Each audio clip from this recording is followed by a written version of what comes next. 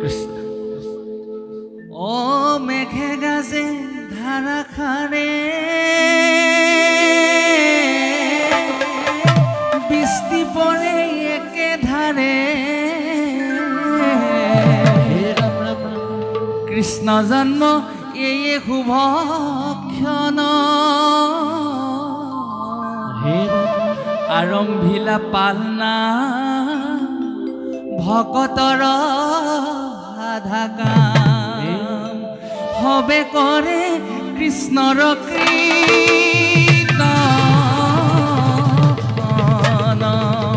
ও ৰাম হবে কৰে কৃষ্ণৰ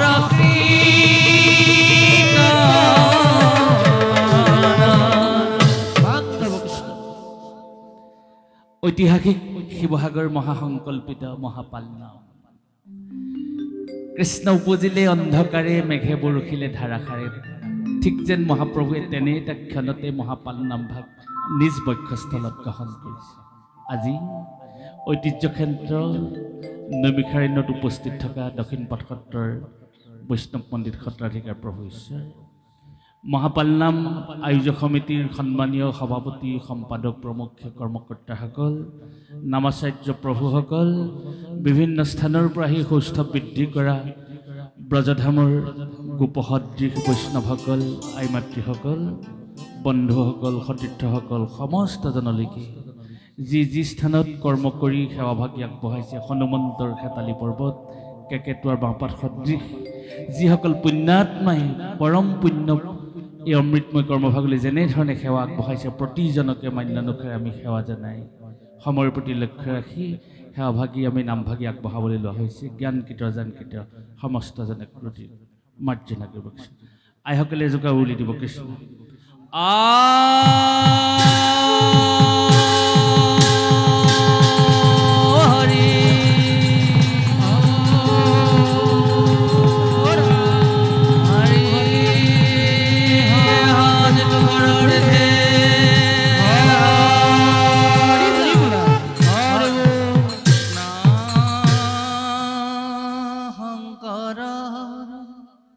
গুৰু হৰি ৰাম ৰাম ৰাম হৰি ৰাম ৰাম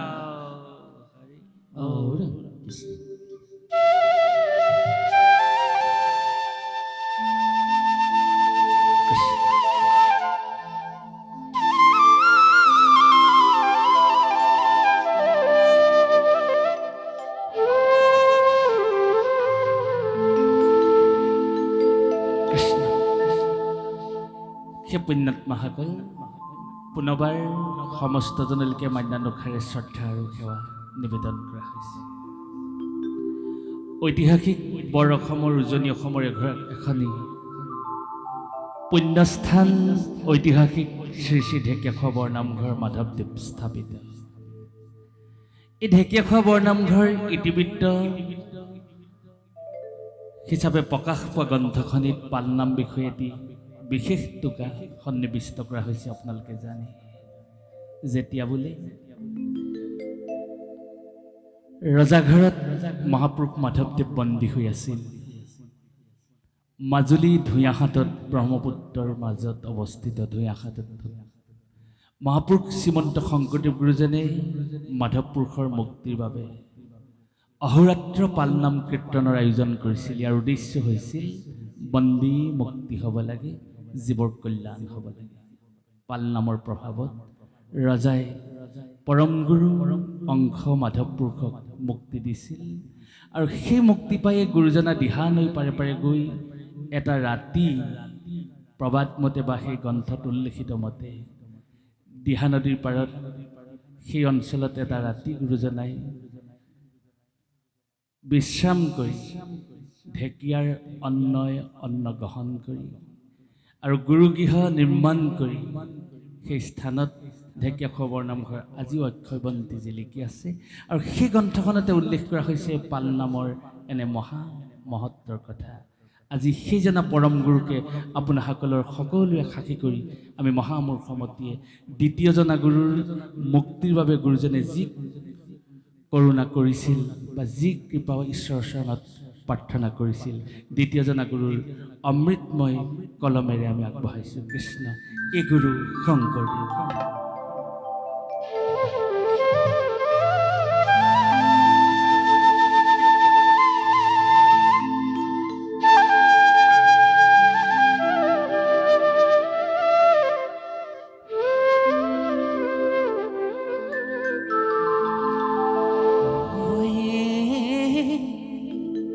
গুৰু শংকৰদেৱ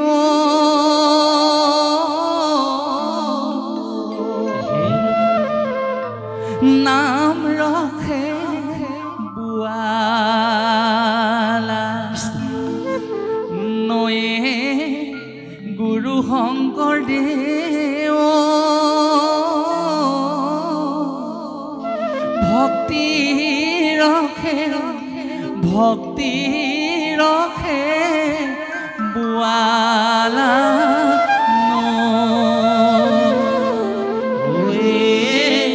গুৰু শংকৰদেৱ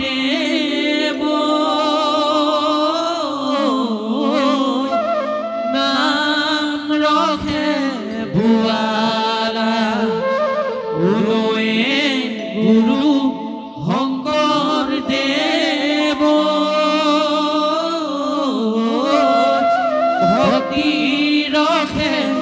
ভক্তি ৰখে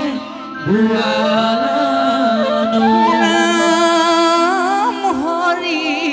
নাম ৰখে গুৰু শংকৰদেৱ বৈকুণ্ঠ প্ৰকাশে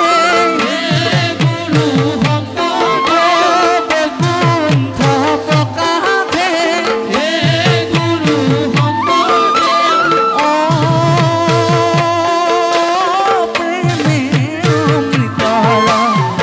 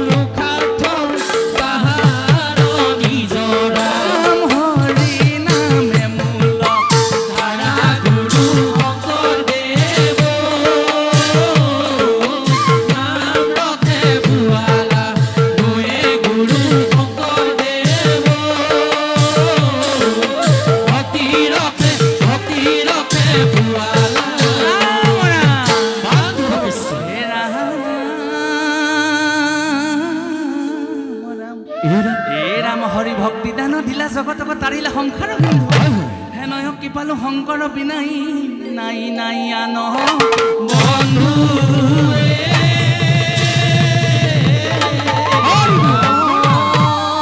হৰি ভকতিৰ পাতি লন্তহাত শংকৰে জগত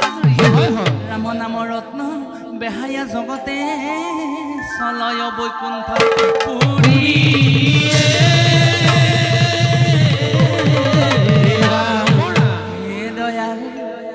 মাধৱ দে শংকৰতে ললাহি ৰং দয়াল মাধৱ দে নাম প্ৰেমে ভক্তি প্ৰেমে বুৱালান দয়াল মাধৱ দে শংকৰতে ললাহি ৰং